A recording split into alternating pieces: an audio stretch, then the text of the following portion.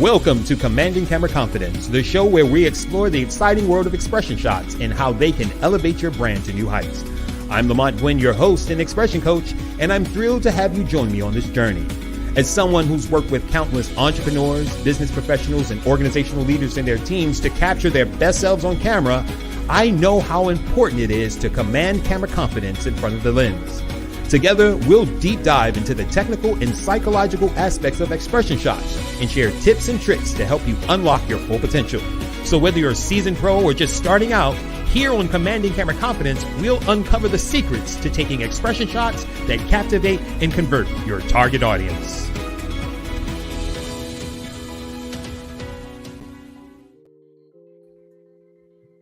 Welcome to another episode of Commanding Camera Confidence. Hold on, let me get my mic right.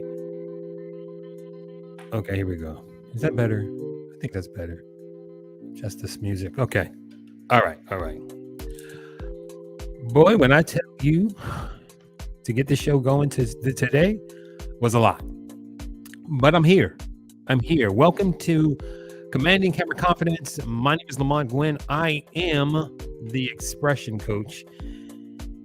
And I believe that being photogenic starts within, and I help people tap into their inner photogenic magnetism to bring it out for the world to see. Who do I work with?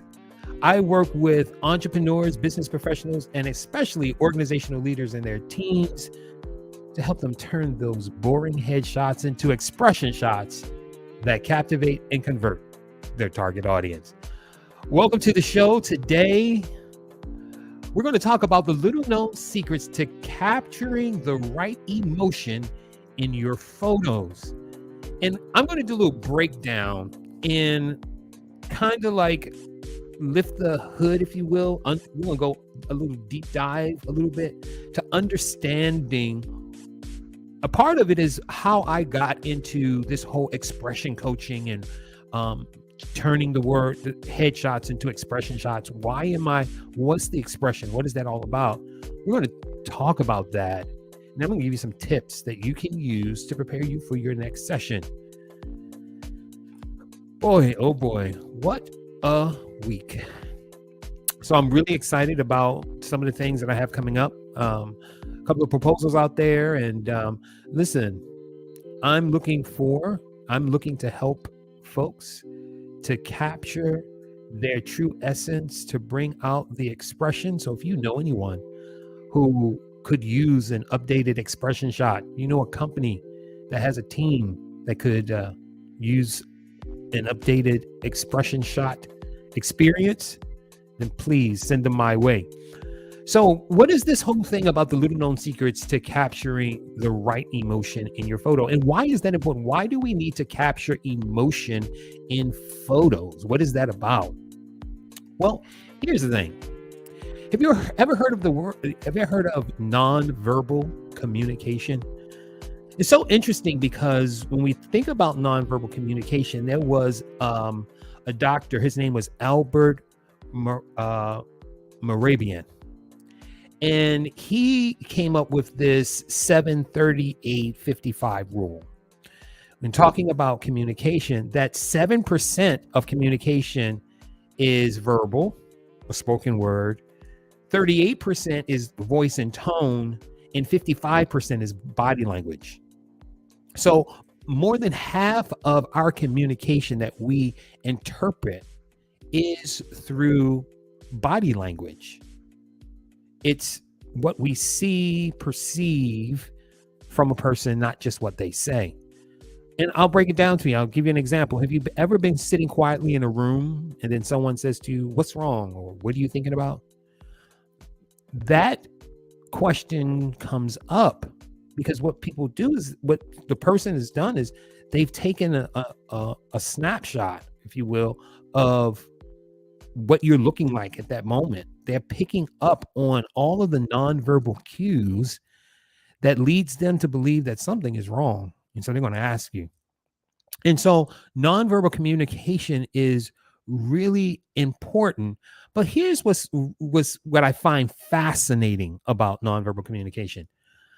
So animators We talk about Disney animators. We can talk about any of those other brands of animators. I can't think of them right now, but what's interesting is those animators have a way of creating cartoon characters that communicate non-verbally to each other. And we're able to pick up on that and understand exactly what's being, I would say, said, but what is not being said. So I'm going to give this is really quick. I know you probably won't catch it all. If you were watching this on the replay, you can stop it. But I want to play a video for you. This is the beginning of the movie Up. And I want you to take a look at this video. Check this out.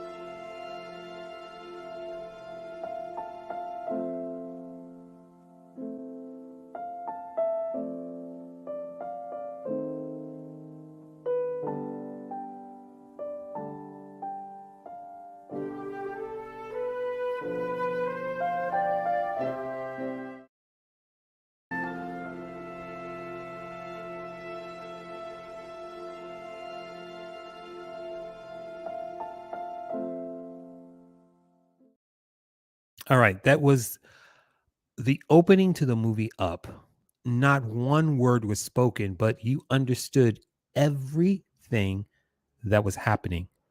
So let's take a look at a couple of those. All right. For instance, I'm going to try to bring this full screen so you can see it. All right. Concern. You see that how she has like the tilt of her head. Let me do this again right there. You see the tilt of her head, the tongue coming out, the eyes. Oh, that's concentration. Sorry, concentration, right? You can see the concentration in her face. Let's take a look at another one. Here's acceptance. You see the big wide smile, the big eyes. Acceptance. Concern. The slight tilt of the head, the frowning of the mouth, the lowering of the eyes. And then you have despair. Her head back, shoulders down, eyes closed. So we can pick up on those nonverbals in a photo. I mean, in animation. But the question is, can we pick up those nonverbals in a photo? So when we think about nonverbal communication, there are 6 ways that we communicate nonverbally. They are through our face, eyes, eyebrows, and mouth. They're through our head movement, our posturing, and our body movement. Also gesturing and touch. Those are the ways that we communicate nonverbally. Now, when we think about the face, the eyes, the eyebrows, here's some of the things that can be communicated: love, joy, care, confidence, concern, relief, happiness, acceptance, dismay. All of those things can be communicated through just the eyes, the mouth, the eyebrows, and the face. What about head movement? Well, head movement can concern, interest, compassion, confidence, and care. Those are things that can be just by the tilting of our head can communicate those things.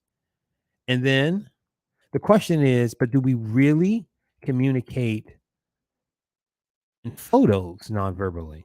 Well, of course we do. You ever see a photo of a person and feel like that person looks a little creepy? I had this one friend who needed to get a colonoscopy, And his insurance company said, you got to go to the provider's website and look for doctors. And when he was going, he was like, there was one in the area. He's like, I'm not going to that doctor. He looked creepy. Or maybe it's a caregiver or someone who we want to come into your home to do some sort of repair. You go to the website and you say, I don't know if I can trust that person. So we do pick up on those nonverbal cues in photos. And when you take a look at these photos, can you see they're just not quite right?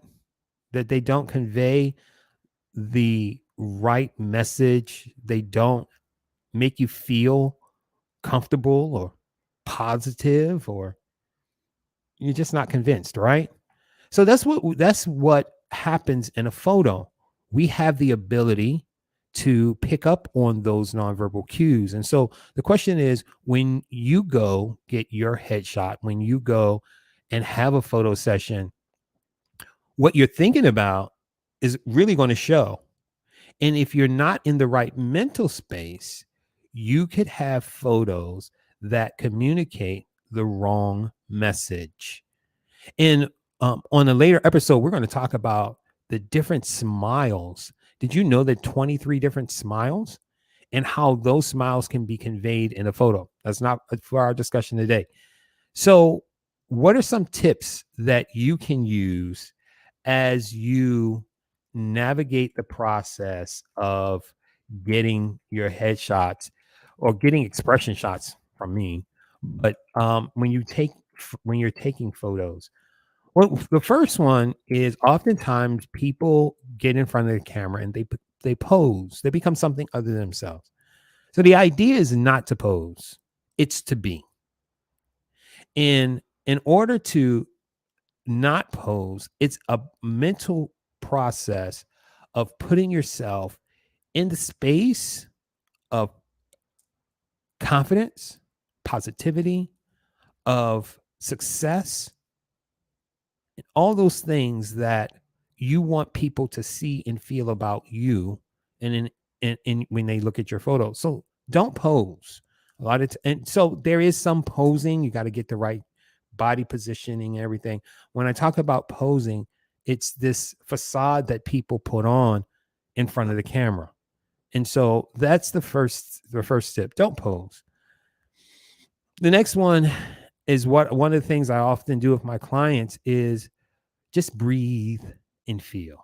And what I mean by that is oftentimes it takes so much for some people, it takes so much to get them to the photo shoot that they are, emotionally, they're all over the place. And so the idea is to take a step back, take a deep breath, and just breathe through it. And then go into the feeling of, again, what you want people to see and feel about you. Put yourself in that position of success.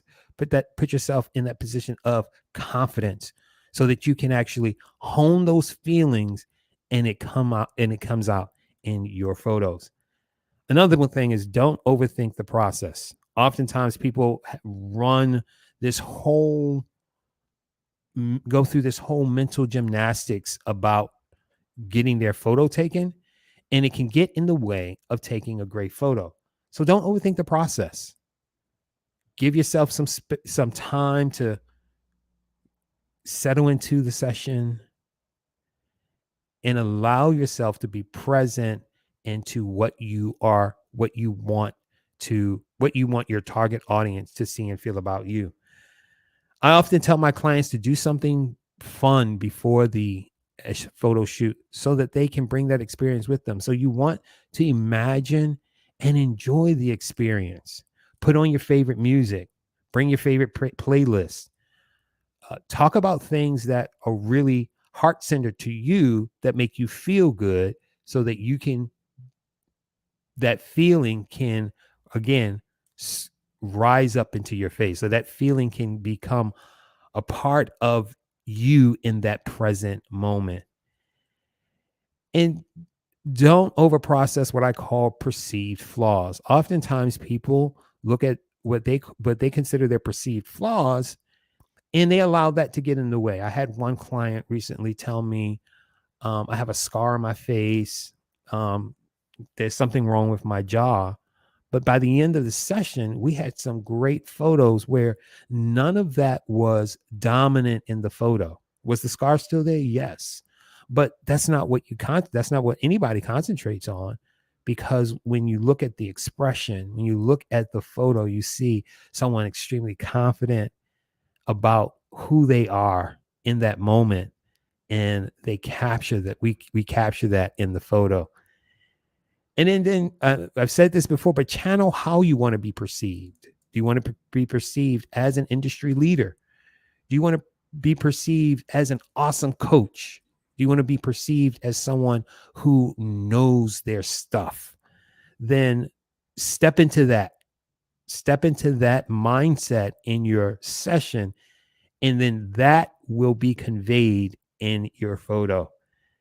And here's a tip many people probably won't do, but I'm going to tell you it works. Practice in the mirror.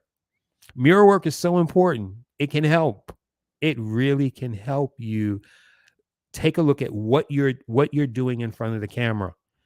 And so those are the tips, the little known secrets to capturing the right emotion in your photos. Again, my name is Lamonte Gwynn. If anyone in your network, if you know of an organization, or if you're an organizational leader or someone on the team, you need to update your expression shots, get rid of those boring headshots, then reach out to me. My information is right here on the screen. It's Lamont at lamontgphotography.com. And I will see you next week for another episode of Commanding Camera Confidence. Thanks for watching in, and make it a great day. My name is Samuel Arms. I am the president of the Florida Blockchain Business Association, and I am also an analyst at a crypto quant hedge fund. I've been needing professional headshots for quite some time now, and I got recommended to Lamont by my good friend Tony, and I couldn't be more happier with the experience. I haven't had someone photograph me like Lamont possibly ever. And it's just also good because it's a friendly environment, and he's really able to get stuff out of you that I didn't think he would be able to get out of me. So overall, very pleased.